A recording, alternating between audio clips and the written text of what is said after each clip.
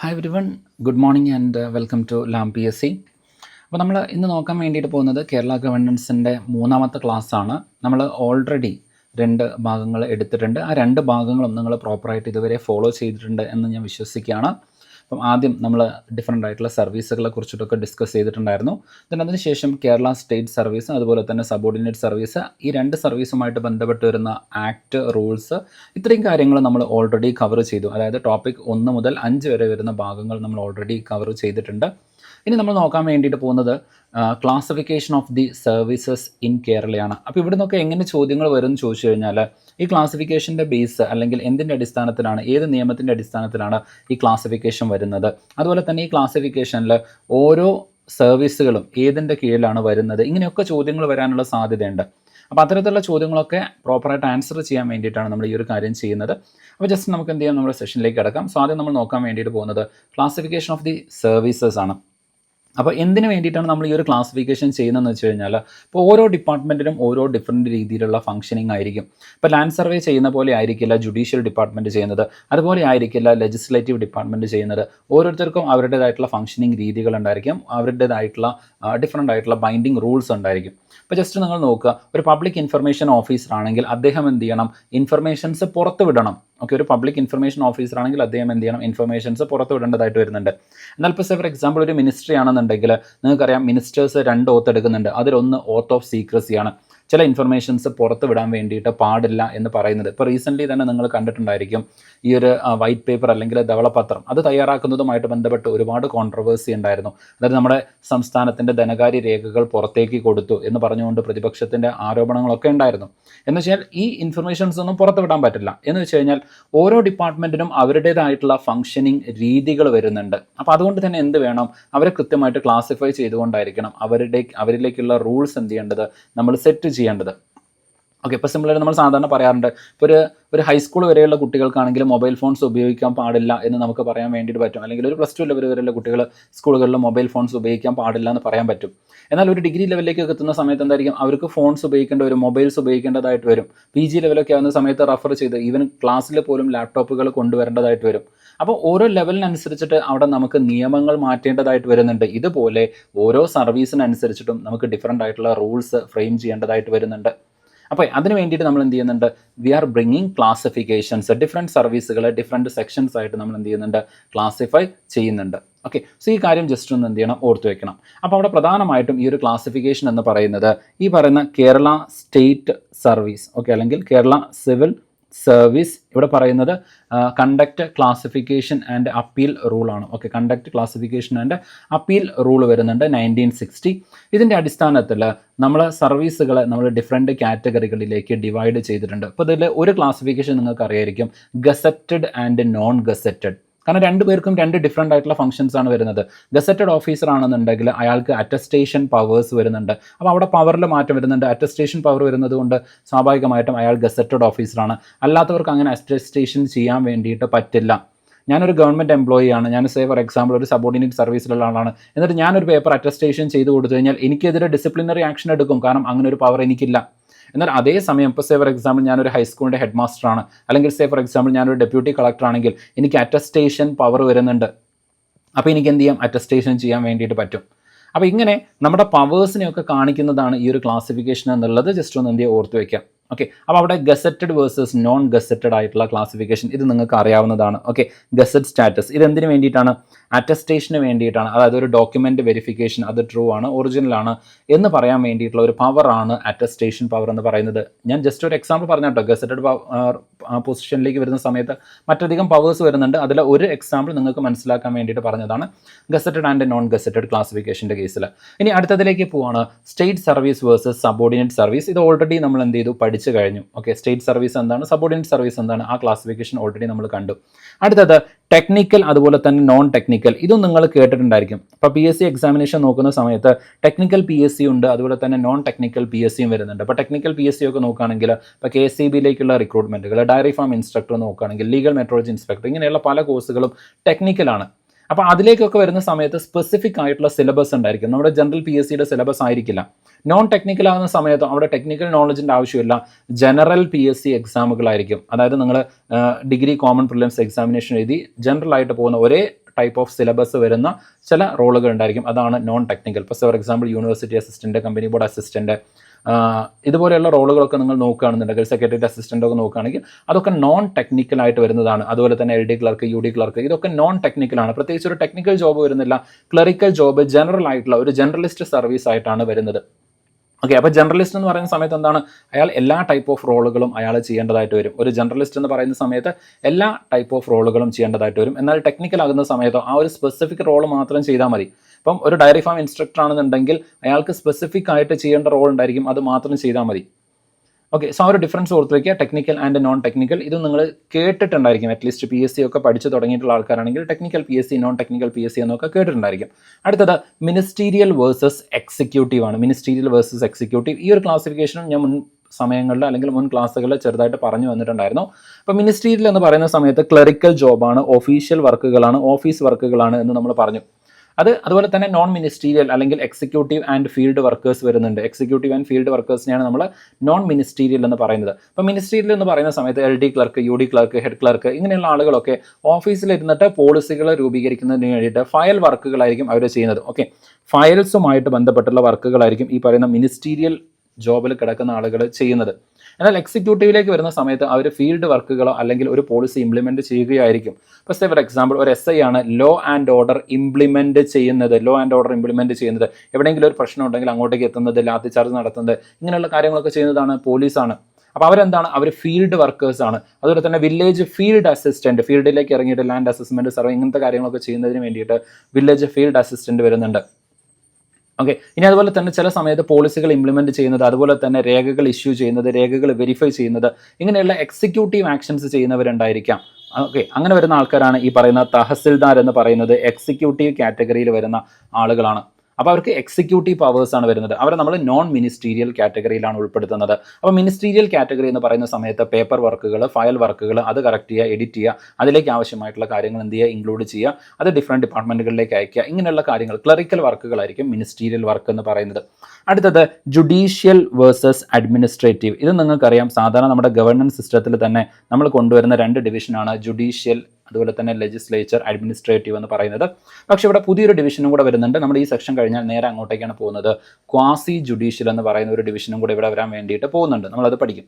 അപ്പോൾ ഇവിടെ നിങ്ങൾ നോക്കിക്കഴിഞ്ഞാൽ ജുഡീഷ്യൽ വേഴ്സസ് അഡ്മിനിസ്ട്രേറ്റീവ് വരുന്നുണ്ട്. ജുഡീഷ്യൽ എന്ന് പറയുന്ന സമയത്ത് നീതി നിർവഹണം അല്ലെങ്കിൽ വിധി പറയുന്നത് കോടതിയുമായിട്ട് ബന്ധപ്പെട്ട് വരുന്നത്. ഇപ്പോൾ മുനിസിപ്പൽ കോടതി, അതുപോലെ തന്നെ നിങ്ങൾ നോക്കുകയാണെങ്കിൽ ഹൈക്കോടതി, അതുപോലെ തന്നെ സെഷൻസ് കോടതി, ദെൻ ക്രിമിനൽ ഡിസ്ട്രിക്ട് കോർട്ട് വരുന്നുണ്ട്, അതുപോലെ തന്നെ സുപ്രീം കോടതി വരുന്നുണ്ട്. ഇങ്ങനെയുള്ള കോടതികളൊക്കെ വരുന്നത് ഈ പറയുന്ന ജുഡീഷ്യൽ സംവിധാനത്തിന് കീഴിലാണ്. എന്നാൽ അതുപോലെ തന്നെ അഡ്മിനിസ്ട്രേറ്റീവ് വരുന്നുണ്ട്. ഇപ്പോൾ ഫോർ എക്സാമ്പിൾ നിങ്ങൾ നോക്കുകയാണെങ്കിൽ നേരത്തെ പറഞ്ഞ ഒരു ഡെപ്യൂട്ടി കളക്ടർ, അതല്ലെങ്കിൽ SP ഓഫീസ് ഉണ്ടായിരിക്കാം, അതല്ലെങ്കിൽ എക്സൈസ് ഇൻസ്പെക്ടർ ഉണ്ടായിരിക്കാം, അല്ലെങ്കിൽ കളക്ടർ ഉണ്ടായിരിക്കാം, principal secretary, under secretary, chief secretary, ഇങ്ങനെയുള്ള പോസ്റ്റുകളൊക്കെ വരുന്നത് അഡ്മിനിസ്ട്രേറ്റീവ് വിങ്ങിൻ്റെ ഭാഗമായിട്ടാണ്. ഓക്കെ, അപ്പോൾ ഈ കാര്യങ്ങൾ ജസ്റ്റ് ഒന്ന് ഓർത്ത് വയ്ക്കുക, എന്താണ് ജുഡീഷ്യൽ, എന്താണ് അഡ്മിനിസ്ട്രേറ്റീവ്. ഇനി ഈ പറയുന്ന ജുഡീഷ്യറി സെപ്പറേറ്റ് ആയിട്ട് നിൽക്കണമെന്ന് ആർട്ടിക്കിൾ 50 പ്രകാരം, DPSPയിലെ ആർട്ടിക്കിൾ 50 പ്രകാരം there should be separation of the judiciary from the executive and the legislature എന്ന് DPSPയിലെ ആർട്ടിക്കിൾ 50 പറയുന്നുണ്ട്. അത് പ്രകാരം ജുഡീഷ്യറി എന്ന് പറയുന്നത് മറ്റ് രണ്ട് വിഭാഗങ്ങളിൽ നിന്നും സെപ്പറേറ്റ് ആയിട്ട് നിൽക്കണം എന്നും കൂടെ പറയുന്നുണ്ട്. അപ്പോൾ ഇത്രയും കാര്യങ്ങളൊക്കെ ജസ്റ്റ് എന്ത് ചെയ്യുക, ഇതുമായിട്ട് ബന്ധപ്പെട്ടൊന്ന് ഓർത്ത് വയ്ക്കാം. ഇനി ഈ പറയുന്ന ഓരോന്നിൻ്റെയും ഞാൻ ഈ പറഞ്ഞ എക്സാമ്പിൾസ് ഒക്കെ ഇവിടെ കൊടുത്തിട്ടുണ്ട്, വേണമെങ്കിൽ നിങ്ങൾക്കൊന്ന് നോക്കാം. ഇപ്പോൾ ഗസറ്റഡ് ഓഫീസേഴ്സിൻ്റെ എക്സാമ്പിൾസ് കൊടുത്തിട്ടുണ്ട്, സബോർഡിനേറ്റ് സർവീസിൻ്റെ എക്സാമ്പിൾ, ദെൻ അതുപോലെ തന്നെ LSG ഗ്രേഡിൻ്റെ എക്സാമ്പിൾ, ഇപ്പോൾ PU, അതുപോലെ തന്നെ ഓഫീസ് അറ്റൻഡ്, ഇതൊക്കെയാണ് ലാസ്റ്റ് ഗ്രേഡ് സെർവൻ്റ് അല്ലെങ്കിൽ LGSൻ്റെ ഭാഗമായിട്ട് വരുന്നത് ജുഡീഷ്യൽ. ഓക്കെ, സോ അതിൻ്റെ എക്സാമ്പിൾ കൊടുത്തിട്ടുണ്ട്, നിങ്ങളൊന്ന് വായിച്ചാൽ മതി. ഞാനിപ്പോൾ നേരത്തെ പറഞ്ഞ സമയത്ത് പറഞ്ഞു പോയിട്ടുള്ള കാര്യങ്ങളാണ്.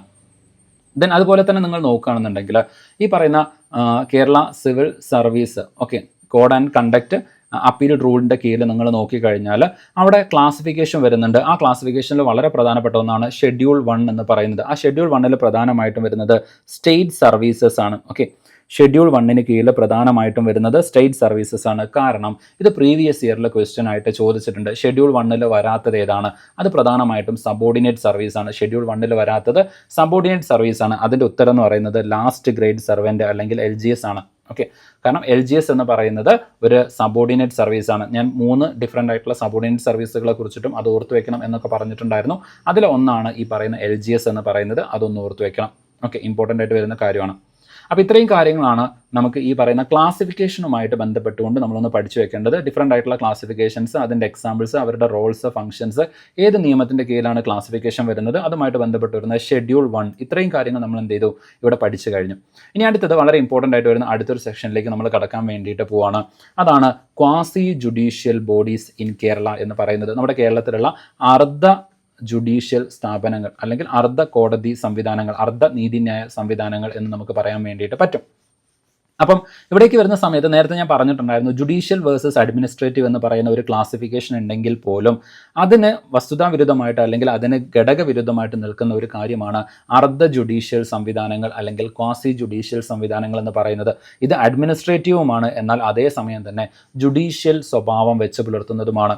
ഇനി ഈ നോട്ടിലില്ലാത്ത കുറച്ച് കാര്യങ്ങൾ ഞാൻ പറയുന്നുണ്ടായിരിക്കും, അത് മുഴുവൻ നിങ്ങളൊന്ന് രേഖപ്പെടുത്തി വെക്കണം, അല്ലെങ്കിൽ നിങ്ങളുടെ നോട്ടിൽ ഇൻക്ലൂഡ് ചെയ്യണം. ഓക്കെ, കാരണം ഇമ്പോർട്ടൻ്റ് ആണ്. ഈ ഭാഗത്ത് നിന്ന് ആപ്ലിക്കേഷൻ ലെവലിൽ ചോദ്യങ്ങൾ വരുമ്പോൾ ആ ചോദ്യങ്ങൾ നിങ്ങൾക്ക് എക്സ്പെക്റ്റ് ചെയ്യാൻ വേണ്ടിയിട്ട് പറ്റും.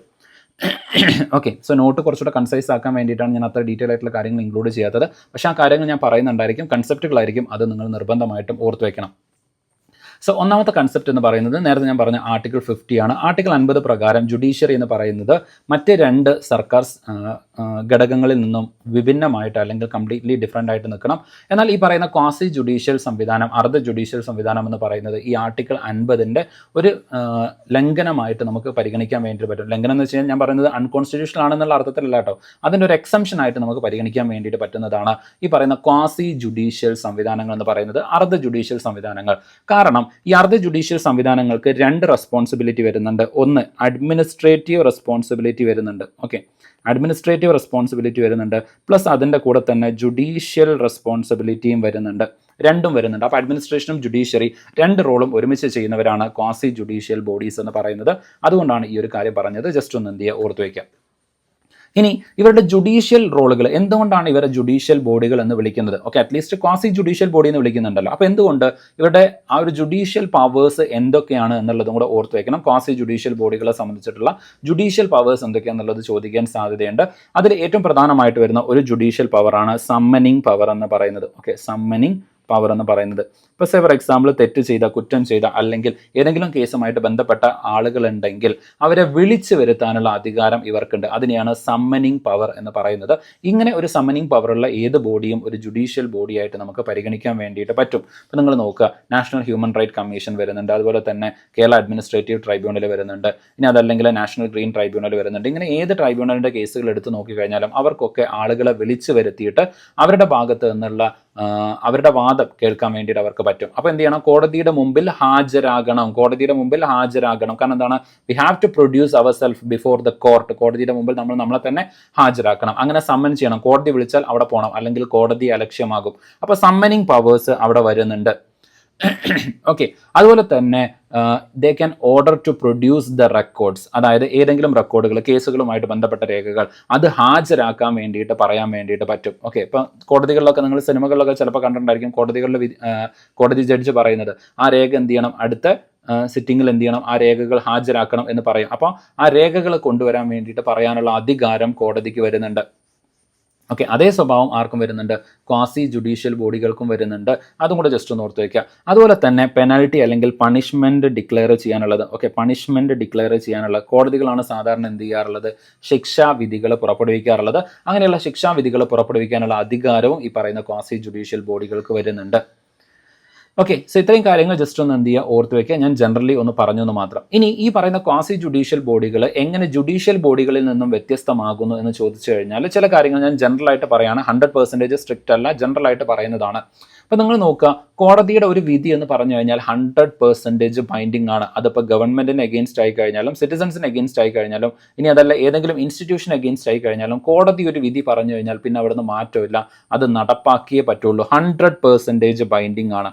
ജുഡീഷ്യൽ സ്ഥാപനങ്ങളായിട്ടുള്ള കോടതി ഒരു വിധി പറഞ്ഞു കഴിഞ്ഞാൽ 100% ബൈൻഡിങ് ആണ്. എന്നാൽ ഈ ക്വാസി ജുഡീഷ്യൽ ബോഡീസ് ഒരു വിധി പറഞ്ഞു കഴിഞ്ഞാൽ അതിലെ പാർട്ടീസ് ഉണ്ടായിരിക്കില്ല. ഇപ്പോൾ ഫോർ എക്സാമ്പിൾ ഞാനും വേറെ ഞാനും സാംസങ്ങും തമ്മിൽ, അല്ലെങ്കിൽ ഞാനും ഫോർ എക്സാമ്പിൾ ആപ്പിളും തമ്മിൽ എന്ത് ചെയ്യാണ്, ഒരു ഡിസ്പ്യൂട്ട് നടക്കുകയാണ്. ആപ്പിൾ എനിക്കൊരു ഫോൺ തന്നു, 2 ദിവസത്തിൻ്റെ ഇടയ്ക്ക് അത് സോഫ്റ്റ്വെയർ പ്രശ്നം വന്നിട്ട് അത് അടിച്ചുപോയി. ഞാൻ കൺസ്യൂമർ കോടതിയിൽ ഞാൻ എന്ത് ചെയ്തു, കേസ് ഫയൽ ചെയ്തു. അപ്പോൾ അതിൽ ഒന്നാം കക്ഷി ഈ പറയുന്ന രൂപത്തിലേക്ക് ആപ്പിൾ കമ്പനി വരുന്നുണ്ടായിരിക്കും, ആപ്പിൾ പ്രൈവറ്റ് ലിമിറ്റഡ് ഇന്ത്യ വരുന്നുണ്ടായിരിക്കും. ദെൻ ഞാൻ വരുന്നുണ്ട് രണ്ടാം കക്ഷിയായിട്ട്, അല്ലെങ്കിൽ ഞാൻ എന്ത് ചെയ്യുന്നുണ്ട്, വാദിഭാഗമായിട്ട് ഞാനും വരുന്നുണ്ട്. അപ്പോൾ ഞാൻ കേസ് ഫയൽ ചെയ്യുമ്പോൾ അങ്ങനെ ആയിരിക്കും. അപ്പോൾ അങ്ങനെ എന്തായിരിക്കും, ആ കേസ് അവിടെ നടക്കുന്നുണ്ടെന്ന് വിചാരിക്കാം. അപ്പോൾ ഈ പറയുന്ന കൺസ്യൂമർ കോർട്ട് പറയുന്ന വിധി എന്ന് പറയുന്നത് ആപ്പിളിൻ്റെ മുകളിലും എൻ്റെ മുകളിലും ബൈൻഡിങ് ആയിരിക്കാം. പക്ഷേ അവരെന്ത് ചെയ്യുന്നുണ്ട്, ഒരു റെക്കമെൻഡേഷൻ ഗവൺമെന്റിന് കൊടുക്കുന്നുണ്ടെങ്കിൽ, അല്ലെങ്കിൽ അവരൊരു കാര്യം നടപ്പാക്കാൻ ഗവൺമെന്റിനോട് പറയുന്നുണ്ടെങ്കിൽ അത് റെക്കമെൻഡേഷൻ ആയിരിക്കും. ഓക്കെ, അപ്പോൾ ഗവൺമെന്റിന് ഇവരെന്തെങ്കിലും കാര്യങ്ങൾ പറയുന്നുണ്ടെങ്കിൽ അത് റെക്കമെൻഡേറ്ററി ആയിരിക്കും. ഗവൺമെന്റിന് വേണമെങ്കിൽ അത് പരിഗണിച്ചാൽ മതി. ഓക്കെ, ഗവൺമെന്റിന് വേണമെങ്കിൽ അത് പരിഗണിച്ചാൽ മതി. കാരണം ഗവൺമെന്റ് എന്ന് പറയുന്ന ഡെഫിനേഷനിലേക്ക് നോക്കുകയാണെങ്കിൽ ഈ പറയുന്ന ക്വാസി ജുഡീഷ്യൽ ബോഡിയുടെ അഡ്മിനിസ്ട്രേറ്റീവ് സ്വഭാവം ഉള്ളത് കൊണ്ട് തന്നെ അവരും കൂടെ വരുന്നുണ്ട്. അപ്പോൾ അവർ ഗവൺമെന്റിന്റെ കീഴിലാണ് വരുന്നത്. പക്ഷേ ജുഡീഷ്യറി എന്ന് പറയുന്നത് അതിന്റെ പുറത്താണ്. ജുഡീഷ്യറി എന്ന് പറയുന്നത് ഈ പറയുന്ന ആർട്ടിക്കിൾ 12 പ്രകാരം ഇതിന് പുറത്ത് വരുന്നതാണ്. ഗവൺമെന്റ് എന്ന് പറയുന്ന സംവിധാനത്തിന്റെ പുറത്ത് വരുന്നതാണ് ഈ പറയുന്ന ജുഡീഷ്യറി എന്ന് പറയുന്നത്. പക്ഷേ ജുഡീഷ്യറിയാണ് പറയുന്നത്, കോടതിയാണ് പറയുന്നത് എന്നുണ്ടെങ്കിൽ നിർബന്ധമായിട്ടും ഗവൺമെന്റ് അത് നടപ്പാക്കണം. അത് റെക്കമെൻഡേറ്ററി അല്ല, അത് നിർബന്ധമായിട്ടും ബൈൻഡിങ് ആയിട്ട് നടപ്പാക്കേണ്ട കാര്യമായിട്ട് വരും. ഓക്കെ, സോ ആ ഒരു ഡിഫറൻസ് അവിടെ വരുന്നുണ്ട്. എല്ലാ കേസും ഇങ്ങനെയാണെന്ന് ചോദിച്ചു കഴിഞ്ഞാൽ അല്ല, 99% കേസും ഇങ്ങനെയാണ് എന്നാണ് ഞാൻ പറയുന്നത്. ഓക്കെ, റെക്കമെൻഡേറ്ററി ആണ്. അപ്പോൾ ആ ഒരു ഡിഫറൻസ് ജസ്റ്റ് ഒന്ന് ഓർത്ത് വയ്ക്കുക. ക്വാസി ജുഡീഷ്യൽ ബോഡീസ് ഗവൺമെന്റിന് നൽകുന്നത് റെക്കമെൻഡേറ്ററി ആണ്, എന്നാൽ കോടതികൾ നൽകുന്നത് എന്താണ്, ബൈൻഡിങ് ആണ്. കോടതിയുടെ വിധി നിർബന്ധമായിട്ടും ഗവൺമെന്റ് നടപ്പാക്കണം, അല്ലെങ്കിൽ ഗവൺമെന്റിനോട് കോടതി ഒരു കാര്യം പറഞ്ഞു കഴിഞ്ഞാൽ അത് നിർബന്ധമായിട്ടും ഗവൺമെന്റ് അത് നടപ്പാക്കിയിരിക്കണം. ഓക്കെ, അങ്ങനെ ഒരു ഡിഫറൻസ് ഈ ജുഡീഷ്യൽ ബോഡിയും അതുപോലെ തന്നെ ക്വാസി ജുഡീഷ്യൽ ബോഡിയും തമ്മിൽ വരുന്നുണ്ട്. അതും കൂടെ ജസ്റ്റ് ഒന്ന് എന്ത് ചെയ്യുക, ഓർത്ത് വയ്ക്കുക. ഓക്കെ, ഇപ്പോൾ നിങ്ങൾക്ക് ഏകദേശം ഒരു ധാരണ ഉണ്ടായിരിക്കും എന്താണ് ഈ ക്വാസി ജുഡീഷ്യൽ ബോഡി, എന്തുകൊണ്ട് അവർ ജുഡീഷ്യറിയിൽ നിന്നും വ്യത്യസ്തമായിട്ട് നിൽക്കുന്നുണ്ട്, അവരുടെ ഏകദേശ ഫംഗ്ഷനിങ്, സ്വഭാവങ്ങൾ, കാര്യങ്ങൾ എന്തായിരിക്കും എന്നുള്ളതൊക്കെ ഇപ്പോൾ ഏകദേശം ഒരു ധാരണ നിങ്ങൾക്ക് ഉണ്ടായിട്ടുണ്ടായിരിക്കും എന്ന് വിചാരിക്കുകയാണ്. Okay, yes. അപ്പോൾ ഈ പറയുന്ന ക്വാസി ജുഡീഷ്യൽ ബോഡിയുടെ അധികാരങ്ങൾ നിങ്ങൾ നോക്കുകയാണെന്നുണ്ടെങ്കിൽ, പവേഴ്സും അതുപോലെ തന്നെ റോളും നോക്കുകയാണെന്നുണ്ടെങ്കിൽ, ദേ റിസംബിൾ ദ കോർട്ട്, കോടതിയുമായിട്ട് സമാന സ്വഭാവം പുലർത്തുന്നുണ്ട്. ഏതൊക്കെ കാര്യങ്ങളിലാണ്? They can Samman, they can ask the record, they can declare or they can give order for the punishment.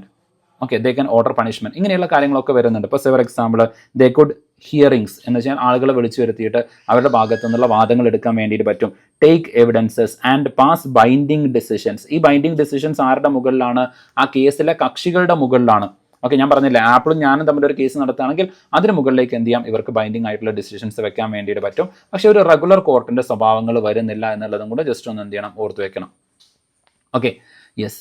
അപ്പോൾ ഇത്രയും കാര്യങ്ങൾ ജസ്റ്റ് ഒന്ന് എന്ത് ചെയ്യണം, ഓർത്ത് വെക്കണം. ഇനി ഇവിടെ മറ്റൊരു കാര്യം കൂടെ വളരെ ഇമ്പോർട്ടൻ്റ് ആയിട്ട് ഓർത്ത് വെക്കേണ്ടതാണ്. ഈ പറയുന്ന quasi judicial bodies they must follow principle of natural justice. Okay, and pass reason orders. അവർ നാച്ചുറൽ ജസ്റ്റിസ് ആയിരിക്കും ഫോളോ ചെയ്യുന്നത്. ഇത് നമ്മുടെ സിലബസിൽ, കേരള ഗവർണൻസിൻ്റെ സിലബസിൽ ഏറ്റവും അവസാനം ഈ ഒരു ടേം നിങ്ങൾക്ക് കാണാൻ പറ്റും, പ്രിൻസിപ്പിൾ ഓഫ് നാച്ചുറൽ ജസ്റ്റിസ്. ഈ പ്രിൻസിപ്പിൾ ഓഫ് നാച്ചുറൽ ജസ്റ്റിസിന് 3 ഇമ്പോർട്ടൻ്റ് ആയിട്ടുള്ള കമ്പോണൻറ്റ് വരുന്നുണ്ട്. നമ്മൾ കുറച്ചുകൂടെ കഴിയുമ്പോൾ അത് പഠിക്കും. ഓക്കെ, ഇപ്പോൾ തൽക്കാലം ഓർത്ത് വയ്ക്കുക, 3 ഇമ്പോർട്ടൻറ്റ് കമ്പോണൻസ് ഈ പറയുന്ന പ്രിൻസിപ്പിൾ ഓഫ് നാച്ചുറൽ ജസ്റ്റിസിന് വരുന്നുണ്ട്. അത് നമ്മൾ പഠിക്കും. ഓക്കെ, ദെൻ അതുപോലെ തന്നെ റീസെൻറ്റ് ഓർഡേഴ്സ് ആയിരിക്കണം അവർ പാസ്സാക്കേണ്ടത്. റീസെൻറ്റ് ഓർഡേഴ്സ് എന്ന് വെച്ച് കഴിഞ്ഞാൽ അതുകൂടെ ഞാൻ ഇവിടെ തന്നെ എക്സ്പ്ലെയിൻ ചെയ്യാം. റീസെൻറ്റ് ഓർഡേഴ്സ് എന്നതുകൊണ്ട് ഉദ്ദേശിക്കുന്നത് റിട്ടേൺ ഓർഡേഴ്സ് ആയിരിക്കണം. എന്ന് വെച്ച് കഴിഞ്ഞാൽ നന്നായിട്ട് ചിന്തിച്ചിട്ടായിരിക്കണം ഒരു ഓർഡർ പാസ്സാക്കേണ്ടത്. റീസെൻറ്റ് ഓർഡർ എന്ന് പറയുമ്പോൾ കാര്യകാരണ സഹിതം എന്ന് പറയുമ്പോൾ എന്താണ്, വ്യക്തമായിട്ട് ചിന്തിച്ചിട്ടായിരിക്കണം ഒരു കാര്യം അവരെന്ത് ചെയ്യേണ്ടത്, ഓർഡറായിട്ട് പറയേണ്ടത്. കാരണം ഇതൊക്കെ കോർട്ട് ഓഫ് റെക്കോർഡിൻ്റെ ഭാഗമായിട്ട് വരും. ഓക്കെ, അപ്പോൾ കോടതിയൊക്കെ ഒരു വിധി പറഞ്ഞു കഴിഞ്ഞാൽ അത് കോർട്ട് ഓഫ് റെക്കോർഡാണ്. അതൊരു നിയമമായിട്ട് നിയമപ്രാബല്യം അതിന് വരും. ഓക്കെ, ഒരു നിയമപ്രാബല്യം അതിനുണ്ടായിരിക്കും. കാരണം ഒരു കോടതി ഒരു വിധി പറഞ്ഞു കഴിഞ്ഞാൽ ആ വിധി വേറൊരു കോടതിയിൽ കാണിച്ചിട്ട് സമാനമായിട്ടുള്ള വിധി നേടിയെടുക്കാൻ വേണ്ടിയിട്ട് പറ്റും. ഓക്കെ, അപ്പോൾ അതുകൊണ്ട് തന്നെ വെൽ റീസൺഡ് ആയിട്ട് നന്നായിട്ട് ചിന്തിച്ചിട്ട് മാത്രമേ ഇവർക്ക് ഓർഡറുകൾ പാസ്സാക്കാൻ വേണ്ടിയിട്ട് പറ്റൂ. അതാണ് റീസെൻറ്റ് ഓർഡർ. അതും പലപ്പോഴും എന്തായിരിക്കണം, റിട്ടേൺ ഓർഡർ എന്നുള്ള ഒരു അർത്ഥം കൂടെ ഇതിന് വരുന്നുണ്ട്. റിട്ടേൺ ഓർഡറുകളായിരിക്കണം പാസ്സാക്കേണ്ടത്. വാക്കാല പറയുന്ന കാര്യങ്ങൾ അവിടെ വരുന്നില്ല. നന്നായിട്ട് ചിന്തിച്ചിട്ടായിരിക്കണം ഓരോ കാര്യങ്ങളും നടപ്പാക്കേണ്ടത്, ഓർഡർ പാസ്സാക്കേണ്ടത്. അതാണ് ഇതിൻ്റെ അർത്ഥം വരുന്നത്.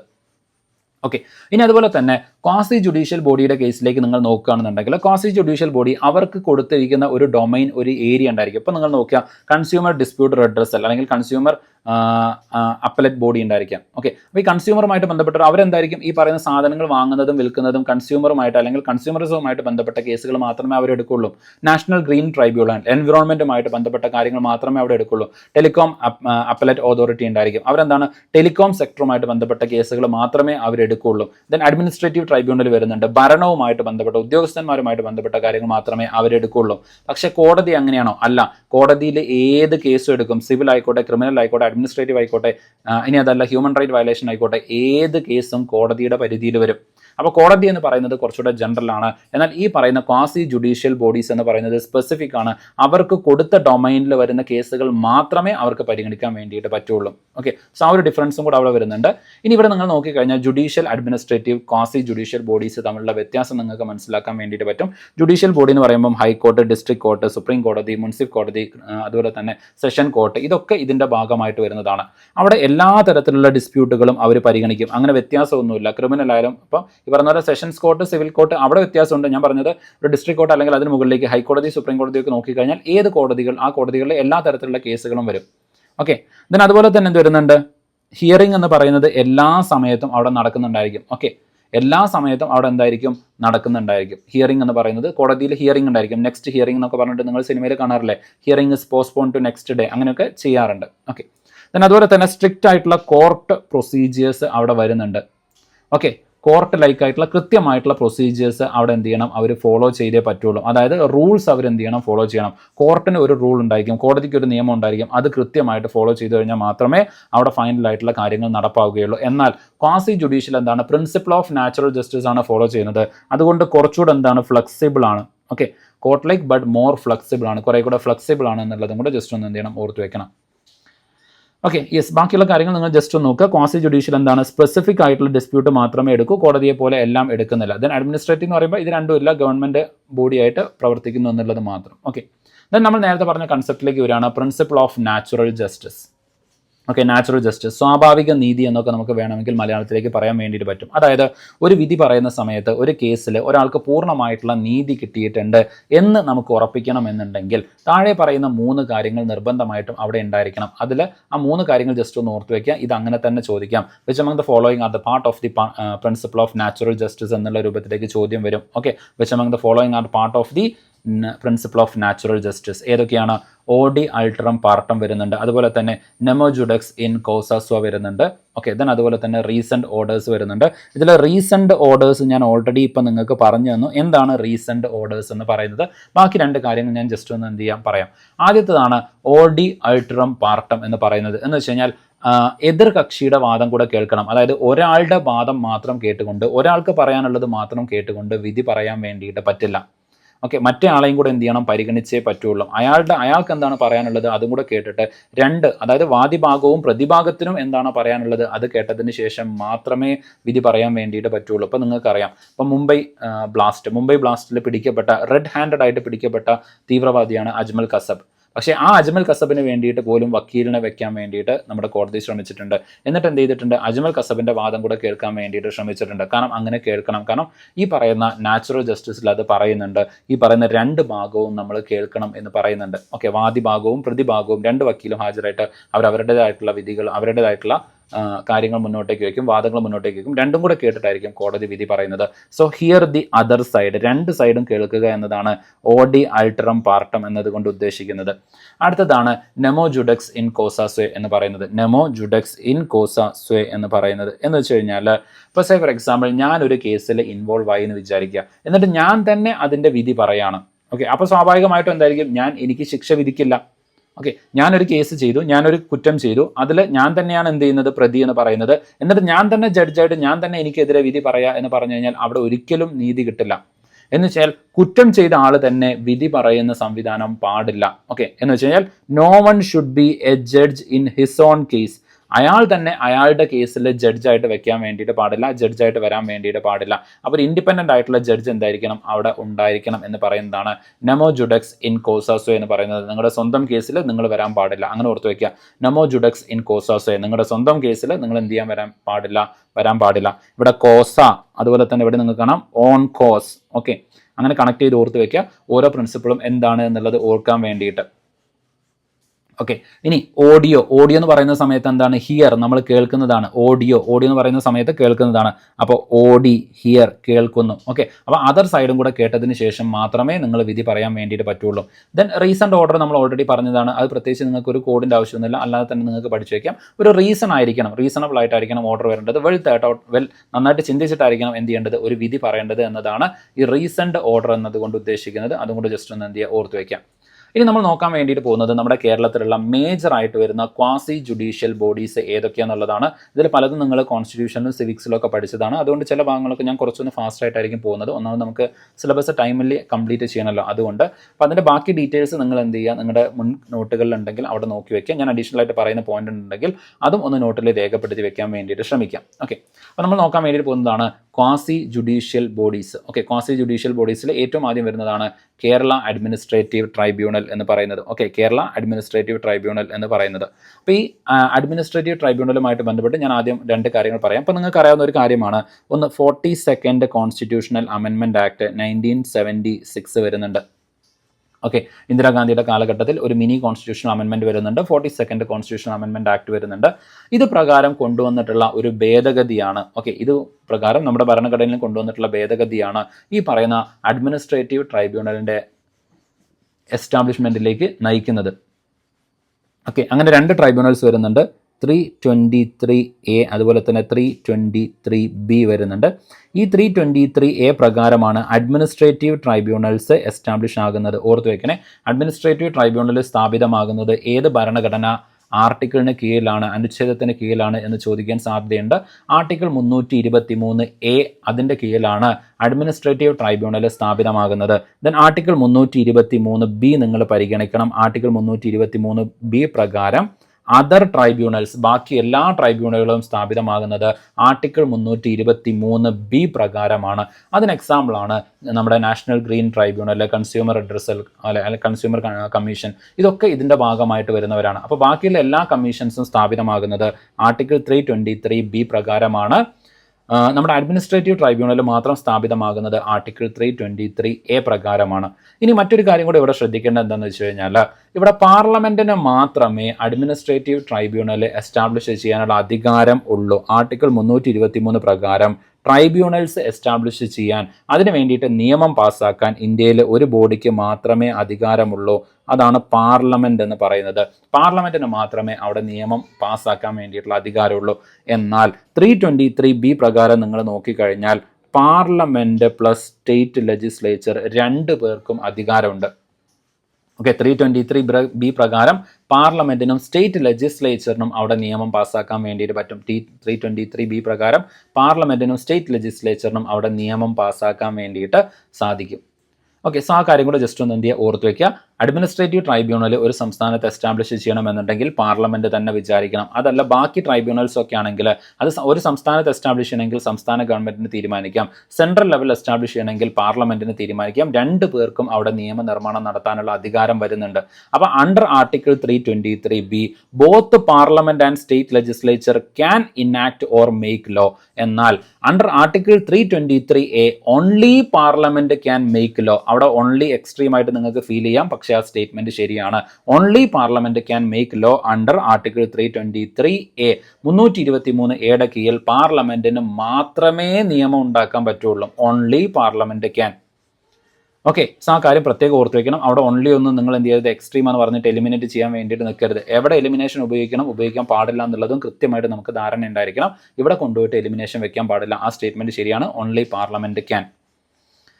ഓക്കെ, സോ ഇത്രയും കാര്യങ്ങൾ ജസ്റ്റ് ഒന്ന് എന്ത് ചെയ്യണം, ഓർത്ത് വെക്കണം. ഇനി ഇവിടെ നിങ്ങൾ നോക്കിക്കഴിഞ്ഞാൽ ബാക്കി ഡീറ്റെയിൽസ് നിങ്ങൾക്ക് കിട്ടും. നമ്മൾ പറയുന്നതൊക്കെ കേരളത്തിൻ്റെ കേസായിരിക്കും. ഞാൻ പറയുന്ന കാര്യങ്ങളൊക്കെ കേരളത്തിൻ്റെ കേസായിരിക്കും. കാരണം നമ്മൾ കേരള PSCക്കാണ് പഠിക്കുന്നത്. ഇവിടെ കേരള ഗവർണൻസിനെ കുറിച്ചിട്ടാണ് നമ്മൾ ചർച്ച ചെയ്യുന്നത്. ഓക്കെ, അപ്പോൾ അതുകൊണ്ട് നിങ്ങൾ പുറത്തുള്ള കാര്യങ്ങൾ എന്ത് ചെയ്യരുത്, കൊണ്ടുവരരുത്. ഞാനതും കൂടെ പറയണം. ആ ഓർമ്മ നിങ്ങൾക്ക് ഉണ്ടാകണം. ചിലപ്പോൾ നിങ്ങൾ തെറ്റിപ്പോയിട്ട് അല്ലെങ്കിൽ ജനറൽ ആയിട്ടുള്ള കാര്യങ്ങൾ കൊണ്ടുവരരുത്. ഓക്കെ, അപ്പോൾ കേരളത്തിൻ്റെ കേസിലേക്ക് വരുന്ന സമയത്ത് കേരള അഡ്മിനിസ്ട്രേറ്റീവ് ട്രൈബ്യൂണൽ എസ്റ്റാബ്ലിഷ്ഡ് ആകുന്നത് 2010 നിയമം പാസ്സാക്കുന്നത് 2010 അത് ഫംഗ്ഷനിങ് ആരംഭിക്കുന്നത് 2011 2 വർഷം ഓർത്ത് വെക്കണേ. ആ ഒരു നിയമം പാസ്സാക്കുന്നത് അല്ലെങ്കിൽ എസ്റ്റാബ്ലിഷ് ചെയ്യുന്നത്. കാരണം നിയമം പാസ്സാക്കി, ഗസറ്റ് പാസ്സാക്കി, ഗവർണർ ഒപ്പുവെച്ച് കഴിഞ്ഞാൽ അവിടെ നിയമം പാസ്സായി, ആ ബോഡി എസ്റ്റാബ്ലിഷ് ആയി. ഓക്കെ, പക്ഷേ അത് ഒരു ബിൽഡിംഗ് ഒക്കെ ഉണ്ടാക്കിയിട്ട് പ്രവർത്തനം തുടങ്ങുന്നതെന്നാണ് 2011. ഇപ്പോൾ നമ്മൾ ചോദിക്കും, ഈ പറയുന്ന RBI വരുന്നത് 1935 ആക്ട് പ്രകാരമാണ്. RBI പ്രവർത്തനം ആരംഭിക്കുന്നത് 1937. കാരണം അപ്പോഴാണ് ഈ ബിൽഡിംഗ് ഒക്കെ ഉണ്ടാക്കിയിട്ട് RBI പ്രവർത്തനം ആരംഭിക്കുന്നത്. ആ ഒരു ഡിഫറൻസ് ആണ് ഒന്ന് ഓർത്ത് വയ്ക്കുക. ഓക്കെ, ഇനി ഇവിടെ ഇവർ എന്തെല്ലാം കാര്യങ്ങളാണ് ഇവരുടെ അധികാര പരിധിയിൽ വരുന്നത്, അതാണ് ജുറിസ്ഡിക്ഷൻ എന്ന് പറയുന്നത്. ഓക്കെ, അപ്പോൾ കേരള അഡ്മിനിസ്ട്രേറ്റീവ് ട്രൈബ്യൂണലിന്റെ പരിധിയിൽ വരുന്ന ജുറിസ്ഡിക്ഷൻസ് എന്തൊക്കെയാണ്, അവരുടെ അധികാരങ്ങൾ എന്തൊക്കെയാണെന്നുള്ളതാണ് നോക്കാൻ വേണ്ടിയിട്ട് പോകുന്നത്. ഈ പേര് സൂചിപ്പിക്കുന്ന പോലെ തന്നെ അഡ്മിനിസ്ട്രേറ്റീവ് മാറ്റേഴ്സ് എന്ന് വെച്ച് കഴിഞ്ഞാൽ ഭരണവുമായിട്ട് ബന്ധപ്പെട്ട് ഉദ്യോഗസ്ഥന്മാരുമായിട്ട് ബന്ധപ്പെട്ട കാര്യങ്ങൾ മാത്രമേ ഇവിടെ വരുള്ളൂ. അതാണ് സർവീസ് മാറ്റേഴ്സ് വരുന്നുണ്ട്. Okay, recruitment conditions of the service, ഈ കാര്യങ്ങളാണ് ഇവിടെ പ്രധാനമായിട്ടും വരുന്നത്. ഓക്കെ, റിക്രൂട്ട്മെന്റ്, സർവീസ് കണ്ടീഷൻസ്, ഈ കാര്യങ്ങളാണ് പ്രധാനമായിട്ടും വരുന്നത്. അതൊന്ന് ഓർത്ത് വയ്ക്കാം. ഓക്കെ, അപ്പോൾ സർവീസ് മാറ്റർ അല്ലെങ്കിൽ റിക്രൂട്ട്മെന്റ് കണ്ടീഷൻസ് ആണ് അവിടെ വരുന്നത്. ഓക്കെ, ദെൻ അതുപോലെ തന്നെ ഇവിടെ പ്രധാനമായിട്ടും കവർ ചെയ്യുന്ന ആരായിരിക്കും, കേരള അഡ്മിനിസ്ട്രേറ്റീവ് ട്രൈബ്യൂണൽ ആരായിരിക്കും, സ്റ്റേറ്റ് ഗവൺമെന്റ് എംപ്ലോയീസ് ആയിരിക്കും. അതുപോലെ നമുക്ക് സെൻട്രൽ അഡ്മിനിസ്ട്രേറ്റീവ് ട്രൈബ്യൂണൽ ക്യാറ്റ് വരുന്നുണ്ട്. സെൻട്രൽ അഡ്മിനിസ്ട്രേറ്റീവ് ട്രൈബ്യൂണലിന് കീഴിൽ ആരായിരിക്കും വരുന്നത്, അത് യൂണിയൻ ഗവൺമെന്റ് മാത്രമായിരിക്കും. പ്രത്യേകം ശ്രദ്ധിക്കുക, സെൻട്രൽ അഡ്മിനിസ്ട്രേറ്റീവ് ട്രൈബ്യൂണലിന് കീഴിൽ യൂണിയൻ ഗവൺമെന്റ് അല്ലെങ്കിൽ സെൻട്രൽ സർവീസിന് കീഴിൽ വരുന്ന ഉദ്യോഗസ്ഥന്മാരും അതുപോലെ തന്നെ ഓൾ ഇന്ത്യ സർവീസിന് കീഴിൽ വരുന്ന ഉദ്യോഗസ്ഥന്മാരുമായിരിക്കും. അവിടെ സ്റ്റേറ്റ് സർവീസ് വരുന്നില്ല. സ്റ്റേറ്റ് സർവീസ് എവിടെയാണ്, സ്റ്റേറ്റ് അല്ലെങ്കിൽ നമ്മുടെ കേരള അഡ്മിനിസ്ട്രേറ്റീവ് ട്രൈബ്യൂണലിന് കീഴിലാണ് വരുന്നത്. ആ ഡിഫറൻസ് ഒന്ന് ഓർത്ത് വയ്ക്കാം. ഓക്കെ, ദെൻ അതിൻ്റെ കോമ്പോസിഷൻ അല്ലെങ്കിൽ അതിൻ്റെ മെമ്പേഴ്സ് നോക്കുകയാണെങ്കിൽ chairman plus judicial and administrative members, ഇതാണ് ഇതിൻ്റെ ഒരു കോമ്പോസിഷൻ എന്ന് പറയുന്നത്. ഓക്കെ, അപ്പോൾ അത്രയും കാര്യങ്ങൾ ജസ്റ്റ് ഒന്ന് എന്ത് ചെയ്യണം, ഓർത്ത് വയ്ക്കണം. ഇനി വളരെ വളരെ ഇമ്പോർട്ടൻ്റ് ആയിട്ട് PSC റിപ്പീറ്റ് ആയിട്ട് ഇതിനെക്കുറിച്ച് ചോദിക്കുന്ന ഒരു ചോദ്യമാണ് ചന്ദ്രകുമാർ ജഡ്ജ്മെന്റ് അല്ലെങ്കിൽ ചന്ദ്രകുമാർ കേസ് എന്ന് പറയുന്നത്. അപ്പോൾ ആദ്യ കാലങ്ങളിൽ ഈ പറയുന്ന അഡ്മിനിസ്ട്രേറ്റീവ് ട്രൈബ്യൂണൽസ് അല്ലെങ്കിൽ ട്രൈബ്യൂണലുകളൊക്കെ നമ്മൾ സാധാരണയായിട്ട് ഉണ്ടാക്കിയിട്ടുണ്ടായിരുന്നത് നിങ്ങൾക്കറിയാം, നമ്മുടെ കോടതികളിൽ കോടിക്കണക്കിന് കേസുകൾ പെൻഡിംഗ് ആണ്. സുപ്രീം കോടതിയും ഹൈക്കോടതിയും അതിന് താഴെയുള്ള സബോർഡിനേറ്റ് കോടതികളും എടുത്തു കഴിഞ്ഞാൽ 5.2 കോടി കേസുകൾ നമ്മുടെ കോടതിയിൽ പെൻഡിംഗ് ആണ്. 5.2 കോടി കേസുകൾ പെൻഡിംഗ് ആണ്. ആ കേസുകൾ തന്നെ വിധി പറയാൻ വേണ്ടിയിട്ട് 40-50 വർഷത്തോളം നമുക്ക് എടുക്കും എന്നാണ് റെക്കോർഡ് രേഖകൾ പറയുന്നത്. നാഷണൽ ജുഡീഷ്യൽ ഡാറ്റ പ്രകാരം അങ്ങനെയാണ് നമുക്ക് കിട്ടുന്നത്. അത്രത്തോളം കേസുകൾ പെൻഡിംഗ് ആണ്. അപ്പോൾ കേസുകളുടെ പെൻഡിങ്ങുകൾ കുറയ്ക്കുന്നതിന് വേണ്ടിയിട്ട് പുതിയ കേസുകൾ ഉണ്ടാകുന്നതും അത് ഹൈക്കോടതിയിലേക്കൊക്കെ പോയിട്ട് പെൻഡിംഗ് ആകുന്നത് ഒഴിവാക്കാനും വേണ്ടിയിട്ടായിരുന്നു ഈ പറയുന്ന ട്രൈബ്യൂണൽ സിസ്റ്റം നമ്മൾ കൊണ്ടുവരുന്നത്. എന്ന് വെച്ചാൽ ഈ പറയുന്ന ഹൈക്കോടതികൾക്കൊക്കെ പാരലലായിട്ട് നിന്നിട്ട് വിധി പറയാൻ വേണ്ടിയിട്ട്. അപ്പോൾ ആദ്യ കാലങ്ങളിൽ എന്ത് ചെയ്തിട്ടുണ്ടായിരുന്നു, ഈ പറയുന്ന ട്രൈബ്യൂണലുകൾ പറയുന്ന വിധി അത് ഹൈക്കോടതിയിൽ പോയിട്ട് വീണ്ടും ചാലഞ്ച് ചെയ്യാൻ വേണ്ടിയിട്ട് പറ്റില്ല. ഇന്ന് നിങ്ങൾക്ക് അറിയാലോ, അപ്പീൽ സംവിധാനങ്ങളുണ്ട്. ഒരു ലോവർ കോടതി പറഞ്ഞ വിധിയെ ഹയർ കോടതിയിൽ പോയിട്ട് നമുക്ക് എന്ത് ചെയ്യാം, മാറ്റി കൊണ്ടുവരാൻ വേണ്ടിയിട്ട് പറ്റും. നമുക്ക് അതിന് അപ്പീൽ കൊടുക്കാൻ വേണ്ടിയിട്ട് പറ്റും. എന്നാൽ ഈ പറയുന്ന അഡ്മിനിസ്ട്രേറ്റീവ് ട്രൈബ്യൂണലുകളോ മറ്റ് ട്രൈബ്യൂണലുകളോ പാസ്സാക്കുന്ന വിധി ഈ പറയുന്ന ഹൈക്കോടതിയെ സമീപിക്കാൻ പറ്റില്ല, നേരിട്ട് സുപ്രീം കോടതി. അപ്പോൾ എന്താണ്, ഹൈക്കോടതിയുടെ ഭാരം കുറഞ്ഞു കിട്ടുമല്ലോ, അങ്ങനെ ഒരു സംവിധാനം കൊണ്ടുവന്നിട്ടുണ്ടായിരുന്നു. പക്ഷേ നിങ്ങൾക്കറിയാവുന്ന കാര്യമാണ്, ഈ ഹൈക്കോടതി എന്ന് പറയുന്നതും സുപ്രീം കോടതി എന്ന് പറയുന്നതും ഭരണഘടനാ സ്ഥാപനങ്ങളാണ്. ഇൻഡിപെൻഡൻ്റ് ആയിട്ട് നമ്മുടെ രാജ്യത്തുള്ള ജുഡീഷ്യൽ സംവിധാനത്തിൻ്റെ കോർ പില്ലേഴ്സ് ആണ്. അവരെ അങ്ങനെ എടുത്തു കളയാൻ വേണ്ടിയിട്ട് പറ്റില്ല. അതുകൊണ്ട് തന്നെ എന്ത് ചെയ്യുന്നുണ്ട്, ചന്ദ്രകുമാർ കേസിലേക്ക് വരുന്ന സമയത്ത് സുപ്രീം കോടതി കൃത്യമായിട്ടുള്ള വിധി പറയുന്നുണ്ട്. നേരിട്ട് എങ്ങനെയാണ് ഈ പറയുന്ന അഡ്മിനിസ്ട്രേറ്റീവ് ട്രൈബ്യൂണൽ, ഇപ്പം നമ്മൾ പറയുകയാണെന്നുണ്ടെങ്കിൽ കേരള അഡ്മിനിസ്ട്രേറ്റീവ് ട്രൈബ്യൂണലിൽ നിന്ന് നേരിട്ട് സുപ്രീം കോടതിയിലേക്ക് അപ്പീൽ കൊടുക്കാൻ പറ്റില്ല. നിങ്ങൾ ആദ്യം ഹൈക്കോടതിയിൽ പോകണം. ഹൈക്കോടതി വിധി പറഞ്ഞിട്ടേ നിങ്ങൾക്ക് സുപ്രീം കോടതിയിൽ അപ്പീലിന് വരാൻ പറ്റൂ. ഹൈക്കോടതിയെ ബൈപ്പാസ് ചെയ്യാൻ പറ്റില്ല എന്ന് പറയുന്ന ജഡ്ജ്മെന്റ് ആണ് ചന്ദ്രകുമാർ ജഡ്ജ്മെന്റ്. നിർബന്ധമായിട്ടും ഓർത്ത് വയ്ക്കണം. നിങ്ങൾ PSCയുടെ ക്വസ്റ്റ്യൻ പേപ്പേഴ്സ് എടുത്ത് നോക്കിക്കോളൂ. റിപ്പീറ്റ് ആയിട്ട് ചന്ദ്രകുമാർ കേസ് നിങ്ങൾക്ക് കാണാൻ വേണ്ടിയിട്ട് പറ്റും. Okay, so Chandrakumar case just ഒന്ന് ഓർത്ത് വയ്ക്കുക. അത് പറയുന്നത് ഇതാണ്, ഈ പറയുന്ന അഡ്മിനിസ്ട്രേറ്റീവ് ട്രൈബ്യൂണലിൽ നിന്ന് നേരിട്ട് സുപ്രീം കോടതിയിലേക്ക് നിങ്ങൾക്ക് അപ്പീൽ പോകാൻ പറ്റില്ല. ത്രൂ ഹൈക്കോടതി മാത്രമേ നിങ്ങൾക്ക് അപ്പീലിന് പോകാൻ വേണ്ടിയിട്ട് പറ്റൂ എന്ന് പറയുന്നതാണ് ഈ ഒരു ജഡ്ജ്മെന്റ് എന്ന് പറയുന്നത്. വളരെ ഇമ്പോർട്ടൻ്റ് ആയിട്ട് വരുന്നതാണ്, ഓർത്ത് വെക്കണം. ഓക്കെ, ചന്ദ്രകുമാർ കേസ് നിർബന്ധമായിട്ടും ഓർത്ത് വെക്കണം. വളരെ ഇമ്പോർട്ടൻ്റ് ആയിട്ടുള്ള ഒരു കേസാണ്. അടുത്തതാണ് കേരള സ്റ്റേറ്റ് ഇൻഫർമേഷൻ കമ്മീഷൻ. അപ്പോൾ നിങ്ങൾ ചോദിക്കും, ഇതൊരു ക്വാസി ജുഡീഷ്യൽ ബോഡിയാണോ? ഓക്കെ, പ്രത്യേകം ഓർത്ത് വെക്കണം. നിങ്ങൾ പ്രത്യേകം പഠിക്കേണ്ട കാര്യമാണ്. സിമ്പിളായിട്ട് ചിലപ്പോൾ PSC ചോദിക്കാം, which among the following are the quasi judicial bodies. താഴെ തന്നിരിക്കുന്നതിൽ ക്വാസി ജുഡീഷ്യൽ ബോഡീസ് ഏതെല്ലാമാണ്, അല്ലാത്തത് ഏത് എന്നുള്ള രൂപത്തിലേക്കൊക്കെ ചോദിക്കാം. അപ്പോൾ അങ്ങനെ ചോദിക്കുന്ന സമയത്ത് നിങ്ങൾക്കൊരു ഐഡിയ ഉണ്ടായിരിക്കണം എന്തെല്ലാമാണ് ക്വാസി ജുഡീഷ്യൽ ബോഡീസ്. നേരത്തെ ഞാൻ പറഞ്ഞില്ലേ, ഒരാളെ വിളിച്ചു വരുത്തുന്നതിന് വേണ്ടിയിട്ട്, വിധി പറയുന്നതിന് വേണ്ടിയിട്ട്, ശിക്ഷ വിധിക്കുന്നതിന് വേണ്ടിയിട്ട്, ഇങ്ങനെയുള്ള അധികാരങ്ങളൊക്കെ ഉണ്ടെങ്കിൽ അത് ക്വാസി ജുഡീഷ്യൽ ബോഡിയാണ്. അപ്പോൾ നമ്മൾ സ്റ്റേറ്റ് ഇൻഫർമേഷൻ കമ്മീഷൻ്റെ കേസിലേക്ക് എടുക്കുക. നമ്മൾ പറഞ്ഞിട്ടുണ്ടായിരുന്നു, അല്ലെങ്കിൽ ഈ പറയുന്ന RTA പഠിക്കുന്ന സമയത്ത് നിങ്ങൾ പഠിച്ചിട്ടുണ്ടായിരിക്കും, ഈ RTA പ്രകാരം നമുക്ക് ഫസ്റ്റ് അപ്പീൽ, സെക്കൻഡ് അപ്പീലൊക്കെ കൊടുക്കാൻ വേണ്ടിയിട്ട് പറ്റും. അപ്പോൾ ഈ പറയുന്ന പോലെ പബ്ലിക് റിലേഷൻ ഓഫീസർ ഉണ്ടായിരിക്കും, അല്ലെങ്കിൽ അസിസ്റ്റന്റ് പബ്ലിക് APO അല്ലെങ്കിൽ assistant public information officer APIO അല്ലെങ്കിൽ പബ്ലിക് ഇൻഫർമേഷൻ ഓഫീസർ ഉണ്ടായിരിക്കും. ഇവരിലേക്ക് നമ്മൾ എന്ത് ചെയ്തു, ഒരു റിക്വസ്റ്റ് കൊടുത്തു. എന്നിട്ട് അത് 35-40, ഇപ്പോൾ ഫോർ എക്സാമ്പിൾ ഇവിടെയൊക്കെയാണെങ്കിൽ 35, ഇവിടെയാണെങ്കിൽ 35-30. ഓക്കെ, സോ ദിവസത്തിൻ്റെ ഇടയ്ക്ക് നമുക്ക് എന്ത് ചെയ്യുന്നില്ല, പ്രോപ്പറായിട്ടുള്ള റെസ്പോൺസ് കാര്യങ്ങളൊന്നും കിട്ടുന്നില്ലെങ്കിൽ നമുക്ക് അപ്പീലിന് പോകാൻ വേണ്ടിയിട്ടുള്ള ഓപ്പർച്യൂണിറ്റി അവിടെ കിടക്കുന്നുണ്ട്. ഫസ്റ്റ് അപ്പീൽ വരുന്നുണ്ട്. അങ്ങനെ ഫസ്റ്റ് അപ്പീൽ കൊടുക്കുന്ന സമയത്ത് ഓക്കെ, ഫസ്റ്റ് അപ്പീൽ കൊടുക്കുന്ന സമയത്ത് അവിടെ സ്വാഭാവികമായിട്ടും എന്തായിരിക്കും, ഒരു കേസായിട്ടാണ് അത് പോകുന്നത്. അപ്പീൽ അങ്ങോട്ടേക്കാണ്, കോടതിയിലേക്കാണ് പോകുന്നത്. അപ്പോൾ എന്ത് ചെയ്യുന്നുണ്ട്, ഈ പറയുന്ന ഡിസ്ട്രിക്ട് ഇൻഫർമേഷൻ കമ്മീഷൻ ആയാലും അതല്ലെങ്കിൽ സ്റ്റേറ്റ് ഇൻഫർമേഷൻ കമ്മീഷൻ ആയി കഴിഞ്ഞാലും അവർ ഒരു കോടതി പോലെയാണ് അവർ പ്രവർത്തിക്കുന്നത്. നമ്മൾ അപ്പീലാണ് കൊടുക്കുന്നത്. ആർക്ക് എഗെയിൻസ്റ്റ് ആയിട്ട്? ഈ പറയുന്ന ഉദ്യോഗസ്ഥന്മാർ പ്രോപ്പറായിട്ടുള്ള ഇൻഫർമേഷൻ തരാതിരിക്കുകയോ തന്ന ഇൻഫർമേഷൻസ് തെറ്റായിട്ടാണെന്നുള്ളതോ അതല്ലെങ്കിൽ അവർ അത് തരാൻ വേണ്ടിയിട്ട് വിസമ്മതിക്കുകയോ ഇങ്ങനെ എന്തെങ്കിലുമൊക്കെ കാര്യങ്ങൾ ഇവർ ചെയ്യുകയാണെങ്കിൽ ഇവർക്കെതിരായിട്ട് നമുക്ക് എന്ത് ചെയ്യാം, ഈ പറയുന്ന സ്റ്റേറ്റ് ഇൻഫർമേഷൻ കമ്മീഷനിലേക്ക് പരാതി കൊടുക്കാൻ വേണ്ടിയിട്ട് പറ്റുന്നതാണ്. ഓക്കെ, സോ ആ കാര്യം ജസ്റ്റ് ഒന്ന് എന്ത് ചെയ്യണം, ഓർത്ത് വെക്കണം. അതാണ് പറയുന്നത്, here the second appeal or complaint on denial of the information. അങ്ങനെ ഏതെങ്കിലും തരത്തിലുള്ള ഇൻഫർമേഷൻ നമുക്ക് തരില്ല എന്ന് പറഞ്ഞിട്ടുണ്ടെങ്കിൽ അത്തരം കേസുകൾ ഇവർ കേൾക്കുന്നുണ്ടായിരിക്കും. അതുപോലെ തന്നെ ദേ ഇമ്പോസ് പെനൽറ്റീസ്, അവർ ശിക്ഷ വിധിക്കുകയും ചെയ്യുന്നുണ്ട്. ഇനി ഈ പറയുന്ന സ്റ്റേറ്റ് ഇൻഫർമേഷൻ കമ്മീഷൻ നമുക്കറിയാം, അതായത് ഇൻഫർമേഷൻ കമ്മീഷൻ ആക്ടിൻ്റെ കീഴിലാണ് ഇതെല്ലാം വരുന്നത്. അപ്പോൾ ഈ പറയുന്ന ഇൻഫർമേഷൻ കമ്മീഷൻ നിങ്ങൾ നോക്കുകയാണെന്നുണ്ടെങ്കിൽ അത് സെലക്ട് ചെയ്യുന്ന ബോഡിയിൽ ആരൊക്കെ ഉണ്ടായിരിക്കും, നിങ്ങൾ കോൺസ്റ്റിറ്റ്യൂഷനിൽ പഠിച്ചിട്ടുണ്ടായിരിക്കും. CM, അതുപോലെ തന്നെ ലീഡർ ഓഫ് ഓപ്പോസിഷൻ, അതുപോലെ തന്നെ ഒരു ക്യാബിനറ്റ് മിനിസ്റ്ററും ഉണ്ടായിരിക്കും. ഇവരുടെ റെക്കമെൻഡേഷൻ പ്രകാരം ഗവർണറാണ് ഇൻഫർമേഷൻ കമ്മീഷണർ എന്ത് ചെയ്യുന്നത്, അപ്പോയിന്റ് ചെയ്യുന്നത്. Then right to information act 2005 കീഴിലാണ് ഈ ഒരു ബോഡി വരുന്നത്. അതൊന്ന് ഓർത്ത് വെക്കണം. കാരണം ഓരോ ക്വാസി ജുഡീഷ്യൽ ബോഡിയും ഉണ്ടാവാൻ കാരണമായിട്ടുള്ള നിയമം ഏതാണെന്നുള്ളത് വളരെ ഇമ്പോർട്ടൻ്റ് ആണ്. അപ്പോൾ നിങ്ങളുടെ അടുത്ത് ചോദിക്കുകയാണ്, കേരള അഡ്മിനിസ്ട്രേറ്റീവ് ട്രൈബ്യൂണൽ അതുണ്ടായിരിക്കുന്നത് ആർട്ടിക്കിൾ 323B ആണെന്ന് പറഞ്ഞു കഴിഞ്ഞാൽ അത് ശരിയാണ്, ഇല്ലയെന്ന് പറയുന്നില്ല. പക്ഷേ കുറച്ചുകൂടെ ആക്യുറേറ്റ് ആയിട്ടുള്ള ആൻസർ എന്താണ്, കുറച്ചുകൂടെ ആക്യുറേറ്റ് ആയിട്ടുള്ള ആൻസർ എന്ന് പറയുന്നത് ഈ പറയുന്ന കേരള അഡ്മിനിസ്ട്രേറ്റീവ് ട്രൈബ്യൂണൽ ആക്ട് 1985 ആണ്. കാരണം എന്താണ്, ആർട്ടിക്കിൾ 323B പറയുന്നത് എന്താണ്, സംസ്ഥാന ഗവൺമെന്റുകൾക്ക് വേണമെങ്കിൽ ഈ പറയുന്ന അഡ്മിനിസ്ട്രേറ്റീവ് ട്രൈബ്യൂണലുകളെ ഉണ്ടാക്കാം, പെർമിഷൻ കൊടുക്കുകയാണ് ചെയ്യുന്നത്, ഉണ്ടാക്കിയിട്ടില്ല. ഓക്കെ, ഞാൻ നിങ്ങൾക്ക് പെർമിഷൻ നൽകുകയാണ്, നിങ്ങൾക്ക് വീടുണ്ടാക്കാം. അതിൻ്റെ അർത്ഥം ഞാനാണ് അത് ഉണ്ടാക്കി തരുന്നത് എന്നോ അല്ലെങ്കിൽ ഞാൻ നിങ്ങളെ സഹായിച്ചു എന്നല്ല, ഞാൻ നിങ്ങൾക്ക് പെർമിഷൻ തന്നു എന്ന് വിചാരിക്കുക.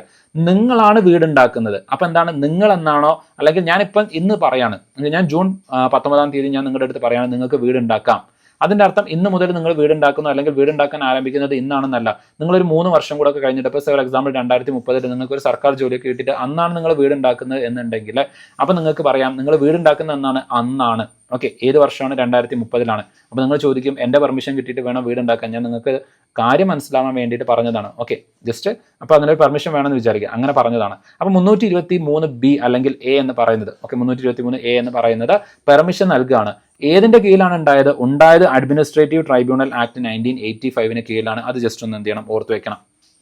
Okay, yes. അപ്പം അതാണ് ഞാൻ പറഞ്ഞത്, കൺഫ്യൂഷൻ ആവരുത്, നല്ല കൺസെപ്ച്വൽ ക്ലാരിറ്റി വേണം, ഓരോന്നും കൃത്യമായിട്ട് പഠിക്കണം എന്ന് പറയുന്നത്. ഓക്കെ, അടുത്തതിലേക്ക് പോവാണ്. കേരള ലോകായുക്ത ആക്ട് വരുന്നുണ്ട്. കേരള ലോകായുക്ത ആക്ട് വരുന്നുണ്ട്. അപ്പോൾ ലോകായുക്ത ആൻഡ് ലോക്പാൽ ആക്ട് ഞാൻ നിങ്ങളുടെ അടുത്ത് ചോദിക്കുകയാണെങ്കിൽ ജസ്റ്റ് വീഡിയോ പോസ് ചെയ്തിട്ട് ആൻസർ പറയാം. കേരള ലോക്പാൽ ആൻഡ് ലോകായുക്ത ആക്ട് നിലവിൽ വന്ന വർഷം, ഇയർ ഏതാണ്? ഓക്കെ, സോറി, കേരള ലോകായുക്ത അല്ല, Lokpal and Lokayukta. Okay, Lokpal and Lokayukta act നിലവിൽ വന്ന ഇയർ ഏതാണ്? ഓക്കെ, ജസ്റ്റ് ഒന്ന് കമൻറ്റ് ചെയ്യുക അല്ലെങ്കിൽ പറയാം. ഓക്കെ, എഴുതി വെക്കണേ. ലോക്പാൽ ആൻഡ് ലോകായുക്ത നിലവിൽ വന്ന വർഷം ഏതാണ്? ഓക്കെ, നിങ്ങൾ കണ്ടിട്ടുണ്ടായിരിക്കും, സെക്കൻഡ് UPA ഗവൺമെൻറ്റിൻ്റെ കീഴിൽ ഒരുപാട് അഴിമതി കേസുകളൊക്കെ പുറത്തേക്ക് വന്നിട്ടുണ്ടായിരുന്നു. 2G സ്കാം, അതുപോലെ തന്നെ കോമൺവെൽത്ത് സ്കാം, ഇങ്ങനെ ഒരുപാട് സ്കാമുകളൊക്കെ വന്നിട്ടുണ്ടായിരുന്നു. അതിനെ തുടർന്നുകൊണ്ട് അണ്ണാ ഹസാരെ മൂവ്മെൻറ്റ് ഉണ്ടായിരുന്നു. അണ്ണാ ഹസാരെ മൂവ്മെൻറ്റ് ഓക്കെ, കഴിഞ്ഞ ഫേസ് എക്സാമിനേഷനിൽ ചോദിച്ചു, ഡിഗ്രി പ്രിലിംസ് എക്സാമിനേഷനിൽ ചോദിച്ചു, anti corruption movement. Okay, Anna Hazare movement, anti corruption movement. ആ അണ്ണാ ഹസാരെ മൂവ്മെൻറ്റിനെ തുറന്നുകൊണ്ട് പിന്നീട് നിലവിൽ വരുന്ന ഒരു പ്രധാനപ്പെട്ട ബോഡിയാണ് ഈ പറയുന്ന, അല്ലെങ്കിൽ 2 ബോഡി എന്ന് പറയാം, ലോക്പാൽ അതുപോലെ തന്നെ ലോകായുക്ത എന്ന് പറയുന്നത്. അത് നിലവിൽ വരുന്നത് 2013 അപ്പോൾ നിങ്ങൾക്ക് ചോദിക്കാം, ഈ പറയുന്ന ലോകായുക്ത നിലവിൽ വരുന്നത് അപ്പോൾ 2013 ആണോ? അല്ല. ഓക്കെ, ലോകായുക്ത ആദ്യമായിട്ട് നിലവിൽ വരുന്നത് മഹാരാഷ്ട്രയിലാണ്. 1971 71 72 ജസ്റ്റ് ഒന്ന് ചെക്ക് ചെയ്ത് നോക്കുക. എനിക്ക് തോന്നുന്നു 71 72 മഹാരാഷ്ട്രയിലാണ് ആദ്യമായിട്ട് ലോകായുക്ത എന്ത് ചെയ്യുന്നത്, നിലവിൽ വരുന്നത് എന്ന് വെച്ച് കഴിഞ്ഞാൽ ഫങ്ഷനിങ് ആരംഭിക്കുന്നത്. ഓക്കെ, ഫങ്ഷൻ ആരംഭിക്കുന്നത് മഹാരാഷ്ട്രയിലാണ്. എന്നാൽ അവിടെ മറ്റൊരു ചോദ്യം, ഒരു ട്രാപ്പും കൂടെ വരാൻ സാധ്യതയുണ്ട്. ഈ ലോകായുക്ത നിയമം ആദ്യം പാസ്സാക്കിയ സംസ്ഥാനം ഏതാണെന്ന് ചോദിച്ചു കഴിഞ്ഞാൽ അത് ഒഡീസയാണ്. ഓക്കെ, ഒഡീസയാണ് ആദ്യമായിട്ട് ഇത് പാസ്സാക്കുന്നത്. 1970 ഒഡീസ ഇത് പാസ്സാക്കുന്നുണ്ട്. പക്ഷേ നിയമം പാസ്സാക്കിയിട്ട് കാര്യമില്ലല്ലോ, അതിന് ഫണ്ടൊക്കെ കൊടുത്തിട്ട് അതിന് ബിൽഡിങ്ങും കാര്യങ്ങളൊക്കെ സെറ്റപ്പ് ആക്കിയിട്ട് അതിൻ്റെ ഫംഗ്ഷൻ തുടങ്ങണമല്ലോ. അത് തുടങ്ങിയപ്പോഴേക്കും കുറച്ച് ലേറ്റ് ആയിപ്പോയി. പക്ഷേ മഹാരാഷ്ട്ര ഈ നിയമം പാസ്സാക്കി ഉടനെ തന്നെ എന്ത് ചെയ്തു, അതിൻ്റെ ഫംഗ്ഷനിങ്ങും തുടങ്ങി. അതുകൊണ്ട് ആദ്യമായിട്ട് ലോകായുക്ത നിലവിൽ വരുന്നത് എവിടെയാണ്, എങ്ങനെയാണ് നിലവിൽ വരുന്നത്? ഓക്കെ, റിയാലിറ്റി നിലവിൽ വരുന്നത് എവിടെയാണ്? മഹാരാഷ്ട്രയാണ്. നിയമം പാസ്സാക്കിയത് ആരാണ്? ഒഡീസയാണ്.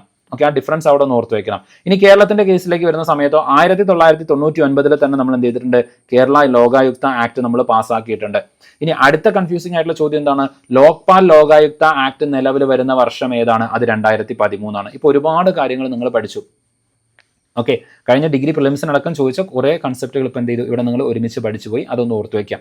ഓക്കെ, അപ്പോൾ ലോകായുക്ത എന്ന് പറയുന്നത് 1999 നമ്മുടെ കേരളത്തിൽ നിലവിൽ വരുന്നത്. ആ കാര്യം ജസ്റ്റ് ഒന്ന് എന്ത് ചെയ്യണം, ഓർത്ത് വയ്ക്കണം. ഓക്കെ, ഇനി ഇവിടെ എന്താണ് ഇവർ നോക്കുന്നത്? തീർച്ചയായിട്ടും ആന്റി കറപ്ഷൻ ബോഡിയാണ്. അതുകൊണ്ട് തന്നെ allegation or grievances of the corruptions maladministration against public servants. Okay, അപ്പോൾ ആന്റി കറപ്ഷൻ ആണ്, കറപ്ഷൻ അഗെയിൻസ്റ്റ് ആണ്, അഴിമതിയാണ്. ആർക്കെതിരെ? ഉദ്യോഗസ്ഥന്മാർക്കെതിരെ, public servants. Okay, including prime minister ആണ്. ലോകായുക്തയുടെ കേസ് എടുത്ത് നോക്കുകയാണെങ്കിൽ പ്രൈം മിനിസ്റ്റർ അടക്കം, ലോക്പാലിന്റെ കേസ് എടുക്കുകയാണെങ്കിൽ പ്രൈം മിനിസ്റ്റർ അടക്കം ലോക്പാലിന്റെ പരിധിയിൽ വരുന്നുണ്ട്. ചീഫ് മിനിസ്റ്റർ ലോകായുക്തയുടെ പരിധിയിലും വരുന്നുണ്ട്. ഓക്കെ, അപ്പോൾ പൊളിറ്റിക്കൽ കറപ്ഷനും അതുപോലെ തന്നെ ഈ പറയുന്ന അഡ്മിനിസ്ട്രേറ്റീവ് എക്സിക്യൂട്ടീവ് കറപ്ഷനും രണ്ടും ഒരുപോലെ കവർ ചെയ്യാൻ അധികാരമുള്ള ബോഡിയാണ് ലോകായുക്ത, ലോക്പാൽ എന്ന് പറയുന്നത്. നമുക്ക് നോക്കാനുള്ളത് കേരള ലോകായുക്തയാണ്. കേരള ലോകായുക്തയ്ക്ക് ഇതുപോലെ തന്നെ എന്ത് ചെയ്യാം, ആളുകളെ സമൻ ചെയ്യാനും വിളിക്കാനും അവർക്ക് നേരെ വിധി പറയാനും ഉള്ള അധികാരം വരുന്നുണ്ട്. ഓക്കെ, സോ ആ ഒരു കാര്യം ജസ്റ്റ് ഒന്ന് എന്ത് ചെയ്യണം, ഓർത്ത് വെക്കണം. ഇനി അപ്പോയിന്റ് ചെയ്യുന്നത് തീർച്ചയായിട്ടും ഗവർണർ തന്നെയാണ്. ഓക്കെ, അപ്പോയിന്റ്മെന്റ് കാര്യം അത്ര ഇമ്പോർട്ടൻ്റ് അല്ല, എന്നാലും നോക്കി വെക്കുക, ചിലപ്പോൾ ചോദിക്കാൻ സാധ്യതയുണ്ട്.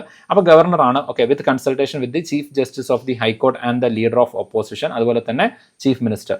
ഓക്കെ, അപ്പോൾ ചീഫ് മിനിസ്റ്റർ ഇവരെല്ലാവരും കൂടെ കൺസൾട്ട് ചെയ്തിട്ടാണ് ഈ പറയുന്ന ലോകായുക്തയെ എന്ത് ചെയ്യുന്നത്, അപ്പോയിന്റ് ചെയ്യുന്നത്. ആ കാര്യം കൂടെ ജസ്റ്റ് ഒന്ന് എന്ത് ചെയ്യുക, ഓർത്ത് വയ്ക്കുക. ഓക്കെ, സോ ഇത്രയും കാര്യങ്ങളാണ് ഇവിടെ ഇമ്പോർട്ടൻ്റ് ആയിട്ട് വരുന്നത് ലോകായുക്തയുമായിട്ട് ബന്ധപ്പെട്ട്. അടുത്തത് Kerala state human right commission. National human right commission ആയാലും സ്റ്റേറ്റ് ഹ്യൂമൻ റൈറ്റ് കമ്മീഷൻ ആയി കഴിഞ്ഞാലും ഇത് രണ്ടും ക്വാസി ജുഡീഷ്യൽ ബോഡിയാണ്. ഓക്കെ, രണ്ടും ക്വാസി ജുഡീഷ്യൽ ബോഡിയാണ്. ഏതെങ്കിലും തരത്തിലുള്ള ഹ്യൂമൻ റൈറ്റ് വയലേഷൻസ്, മനുഷ്യാവകാശ ലംഘനം ഉണ്ടായി കഴിഞ്ഞാൽ ആ കേസുമായിട്ട് ബന്ധപ്പെട്ട ആൾക്കാരെ മുഴുവൻ വിളിച്ചു വരുത്തി ചോദ്യം ചെയ്യാനുള്ള അധികാരം ഈ പറയുന്ന, ചോദ്യം ചെയ്യാന്ന് വെച്ച് കഴിഞ്ഞാൽ പോലീസ് ചോദ്യം ചെയ്യലല്ല കേട്ടോ, അവരുടെ വാദം കേൾക്കാനുള്ള അധികാരം ഈ പറയുന്ന ഹ്യൂമൻ റൈറ്റ് കമ്മീഷൻസിനുണ്ട്. ഇനി United Nations human right act നിലവിൽ വരുന്നുണ്ട്. അതിനെ തുടർന്നുകൊണ്ടാണ് പിന്നീട് എന്ത് ചെയ്യുന്നത്, നമ്മുടെ ഇന്ത്യയിൽ ഈ ഹ്യൂമൻ റൈറ്റ് ആക്ട് വരുന്നത്. Protection of the human right act 1993 വരുന്നുണ്ട്.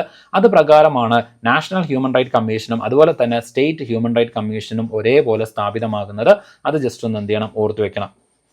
ഓക്കെ, സോ ഇത്രയും കാര്യങ്ങളാണ് ഇവിടെ ഇമ്പോർട്ടൻ്റ് ആയിട്ട് വരുന്നത്. വേറെ പ്രത്യേകിച്ച് ഒന്നും വരുന്നില്ല. ഒറ്റ കാര്യം മാത്രം ഓർത്ത് വയ്ക്കുക, ഹ്യൂമൻ റൈറ്റ് ഇഷ്യൂസുമായിട്ട് അല്ലെങ്കിൽ ഹ്യൂമൻ റൈറ്റ് വയലേഷനുമായിട്ട് ബന്ധപ്പെട്ട് വരുന്ന കാര്യങ്ങൾ മാത്രമേ വരുന്നുള്ളൂ.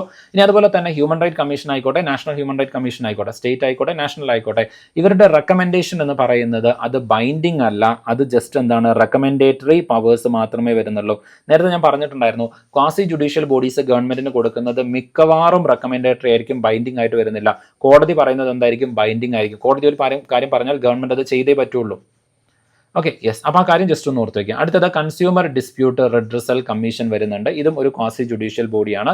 നിങ്ങൾക്ക് ഏതെങ്കിലും ഒരു പ്രൊഡക്റ്റ് വാങ്ങിയിട്ട് എന്തെങ്കിലും പ്രശ്നം ഉണ്ടെന്നുണ്ടെങ്കിൽ നിങ്ങൾക്ക് ഈ പറയുന്ന കൺസ്യൂമർ കോർട്ടിനെ സമീപിക്കാൻ വേണ്ടിയിട്ട് പറ്റും. കൺസ്യൂമർ ഡിസ്പ്യൂട്ട് റിഡ്രസൽ കമ്മീഷൻ വരുന്നുണ്ട്. അവിടെ നിങ്ങൾ ശ്രദ്ധിക്കേണ്ട ഒരു കാര്യം എന്ന് വെച്ചാൽ, പണ്ടുണ്ടായിരുന്ന കൺസ്യൂമർ ഡിസ്പ്യൂട്ട് അല്ലെങ്കിൽ കൺസ്യൂമർ കോർട്ട് സംവിധാനത്തിൽ നിന്ന് മാറിയിട്ട് കൺസ്യൂമർ ഡിസ്പ്യൂട്ട് റിഡ്രസൽ കമ്മീഷനിലേക്ക് നമ്മൾ മാറുന്നത് കൺസ്യൂമർ പ്രൊട്ടക്ഷൻ ആക്ട് 2019 വരുന്ന സമയത്താണ്. 1986 ആക്ട് ഉണ്ടായിരുന്നു, അതിന് കീഴിലും ഈ പറയുന്ന കൺസ്യൂമർ കോർട്ടുകൾ ഉണ്ടായിരുന്നു. അതിൽ നിന്ന് മാറിയിട്ട് കൺസ്യൂമർ ഡിസ്പ്യൂട്ട് റിഡ്രസൽ കമ്മീഷനിലേക്ക് നമ്മൾ മാറുന്നത് ഈ പറയുന്ന 2019 ആക്ട് പ്രകാരമാണ്. അപ്പം കൺസ്യൂമർ ഡിസ്പ്യൂട്ട് റിഡ്രസൽ കമ്മീഷൻ നിലവിൽ വരുന്നത് ഏത് ആക്ടിന്റെ കീഴിലാണെന്ന് ചോദിച്ചു കഴിഞ്ഞാൽ കൺസ്യൂമർ പ്രൊട്ടക്ഷൻ ആക്ട് 2019 ആണ്. അതൊന്ന് ഓർത്ത് വെക്കണം. ഇനി ഇതിന് കീഴിൽ ഒരു 3 ടയർ സിസ്റ്റമാണ് അവിടെ എസ്റ്റാബ്ലിഷ് ആകുന്നത്, 3 ലെവലിലായിട്ട്, ഡിസ്ട്രിക്ട് ലെവലിൽ, സ്റ്റേറ്റ് ലെവലിൽ, നാഷണൽ ലെവലിൽ. ഇപ്പോൾ ഒരു 50 ലക്ഷം വരെയാണ്, അതായത് 50 ലക്ഷം വരെ വരുന്ന ഒരു പ്രൊഡക്റ്റിൻ്റെ പേരിലാണ് നിങ്ങൾക്ക് കേസ് ഉള്ളത് എന്നുണ്ടെങ്കിൽ നിങ്ങൾക്ക് ഡിസ്ട്രിക്ട് കമ്മീഷനെ സമീപിക്കാൻ വേണ്ടിയിട്ട് പറ്റും. 50 ലക്ഷം മുതൽ 2 കോടി വരെയാണ് നിങ്ങൾ വാങ്ങിച്ച വസ്തുവിൻ്റെ മൂല്യം എന്നുണ്ടെങ്കിൽ, അല്ലെങ്കിൽ നിങ്ങൾ കൺസ്യൂമർ ആണല്ലോ, നിങ്ങൾ സാധനം വാങ്ങിക്കുകയാണ് ചെയ്യുന്നത്. അപ്പോൾ അങ്ങനെയാണെന്നുണ്ടെങ്കിൽ നിങ്ങൾക്ക് സ്റ്റേറ്റ് കമ്മീഷനെ സമീപിക്കാൻ വേണ്ടിയിട്ട് പറ്റും. 2 കോടിക്ക് മുകളിലാണെങ്കിൽ നിങ്ങൾക്ക് ഈ പറയുന്ന നാഷണൽ കമ്മീഷനെയും സമീപിക്കാൻ വേണ്ടിയിട്ട് പറ്റും. ആ ഒരു പരിധി ഓർത്ത് വെക്കുക, 50 ലക്ഷം ടു 2 കോടി. ഓക്കെ, ഇത് സ്റ്റേറ്റ് ആണ്. ഇതിൽ താഴെയാണെങ്കിൽ ഡിസ്ട്രിക്റ്റ് ആണ്, മുകളിലാണെങ്കിൽ നാഷണൽ ആണ്. അങ്ങനെ ഓർത്ത് വെച്ചാൽ മതി. ഓക്കെ, 50 ടു 2 കോടി എന്ന് പറയുന്ന ആ ഒരു ലിമിറ്റേഷൻ അവിടെ ജസ്റ്റ് ഒന്ന് എന്ത് ചെയ്യുക, ഓർത്ത് വെക്കുക. ഓക്കെ, അപ്പോൾ ഈ കൺസ്യൂമറുമായിട്ട് അല്ലെങ്കിൽ ഈ പറയുന്ന സാധനങ്ങൾ വാങ്ങുന്നത്, വിൽക്കുന്നത്, അത് കൺസ്യൂം ചെയ്യുന്നത്, അതുമായിട്ട് ബന്ധപ്പെട്ട് വരുന്ന കാര്യങ്ങളാണ് ഇവിടെ വരുന്നത്. ദെൻ അതുപോലെ തന്നെ മറ്റൊരു ഇമ്പോർട്ടൻ്റ് ആയിട്ടുള്ള കാര്യം, നമ്മൾ സാധാരണ കൺസ്യൂമർ റൈറ്റ്സ് പഠിക്കുന്ന സമയത്ത് പഠിക്കുന്നതാണ്. അതിൻ്റെ കീഴിൽ പ്രധാനമായിട്ടും നിലവിൽ വന്നിട്ടുള്ള കാര്യങ്ങളാണ് ഈ പറയുന്ന കൺസ്യൂമർ പ്രൊട്ടക്ഷൻ അതോറിറ്റി. ഈ ഒരു ബോഡി എന്ത് ചെയ്യുന്നുണ്ട്, നിലവിൽ വരുന്നുണ്ട്. അതുപോലെ തന്നെ പ്രൊഡക്റ്റ് ലയബിലിറ്റി എന്ന് പറയുന്ന ഒരു പുതിയ കൺസെപ്റ്റ് കൊണ്ടുവരുന്നുണ്ട്. ഇ കൊമേഴ്സ് റൂൾസ് ഇതിൻ്റെ കീഴിൽ കൊണ്ടുവരുന്നുണ്ട്. മീഡിയേഷൻ എന്ന് പറയുന്ന കൺസെപ്റ്റ്, അതായത് കോടതിയിലേക്ക് തന്നെ പോവാതെ, ഈ പറയുന്ന ഫോർ എക്സാമ്പിൾ ആപ്പിൾ എനിക്കൊരു ഫോൺ തന്നു. ഓക്കെ, പക്ഷേ 2 ദിവസം കൊണ്ട് ആ ഫോൺ കേടായി. എനിക്ക് ഒന്നെങ്കിൽ എന്ത് ചെയ്യാം, കൺസ്യൂമർ കോടതിയിലേക്ക് അല്ലെങ്കിൽ ഈ പറയുന്ന കൺസ്യൂമർ ഡിസ്പ്യൂട്ട് റെഡ്യൂസൽ കമ്മീഷനിലേക്ക് പോകാം, അല്ലെങ്കിൽ ആപ്പിളുമായിട്ട് ഒരു ഒത്തുതീർപ്പിലേക്ക് എത്താൻ പറ്റും. ആ ഒത്തുതീർപ്പിനെ കുറിച്ചിട്ട്, മീഡിയേഷനെ കുറിച്ചിട്ടാണ് ഇവിടെ പറയുന്നത്. ഓക്കെ, അങ്ങനെ ഒരു മീഡിയേഷനുള്ള സ്കോപ്പും കൂടെ എന്ത് ചെയ്യുന്നുണ്ട്, കൊടുക്കുന്നുണ്ട്. കാരണം കോടതിയിൽ പോയിട്ട് അത് കേസ് പെൻഡിങ് ആവണ്ടെന്നുള്ള രൂപത്തിലേക്ക് അപ്പോൾ 2 പാർട്ടിക്കും അംഗീകരിക്കുന്ന തരത്തിലുള്ള ഒരു ഒത്തുതീർപ്പിലേക്ക് എത്തുകയാണെന്നുണ്ടെങ്കിൽ അത് പോസിബിൾ ആണ്, അത് പിന്നീട് കേസാവില്ല. ഓക്കെ, അപ്പോൾ ഈ കാര്യങ്ങളൊക്കെ എന്ത് പറയുന്നുണ്ട്, 2019 ആക്ടിന് കീഴിൽ വരുന്നുണ്ട്. ജസ്റ്റ് ഒന്ന് എന്ത് ചെയ്യുക, ഓർത്ത് വയ്ക്കുക. ഇനി ഇത് കൂടാതെ മറ്റു ചില ജുഡീഷ്യൽ ബോഡീസ് അല്ലെങ്കിൽ ക്വാസി ജുഡീഷ്യൽ ബോഡീസും കൂടെ വരുന്നുണ്ട്.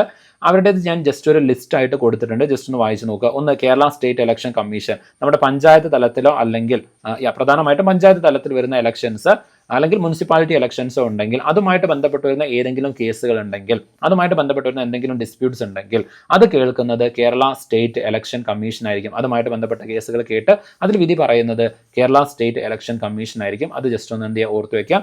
ഇനി കേരള സ്റ്റേറ്റ് ഇലക്ഷൻ കമ്മീഷൻ രൂപീകരിക്കാൻ കാരണമായിട്ടുള്ള ആക്ട് അല്ലെങ്കിൽ ഭരണഘടന ആർട്ടിക്കിൾ ഏതാണെന്ന് ചോദിച്ചു കഴിഞ്ഞാൽ 243K ആണ്. അതുപോലെ തന്നെ 243ZA വരുന്നുണ്ട്. അപ്പോൾ 243K എന്ന് പറയുന്ന സമയത്ത് തന്നെ അതിൽ നിങ്ങൾക്ക് കമ്മീഷൻ്റെ ക ഇവിടെ കിടക്കുന്നുണ്ട്. ഓക്കെ, കമ്മീഷൻ്റെ ക കിടക്കുന്നുണ്ട്. 243K കമ്മീഷൻ എന്ന് കിട്ടും. ഇനി ഈ പറയുന്നതിൽ നിന്ന് ഒരു 16 കൂട്ടിക്കഴിഞ്ഞാൽ, ഇതിനോട് ഒരു 16 കൂട്ടിയാൽ, കെ എന്ന് പറയുമ്പം 11ാമത്തെ ലെറ്റർ ആണ്, അതിനോട് ഒരു 16 കൂട്ടിക്കഴിഞ്ഞാൽ നിങ്ങൾക്ക് മുനിസിപ്പാലിറ്റിയുടെ പ്രൊവിഷൻസ് കിട്ടും. ഓക്കെ, അപ്പോൾ മുനിസിപ്പാലിറ്റിയിലേക്കുള്ള ഇലക്ഷൻ നടത്തുന്നതും ആരാണ്, സ്റ്റേറ്റ് ഇലക്ഷൻ കമ്മീഷൻ തന്നെയാണ്.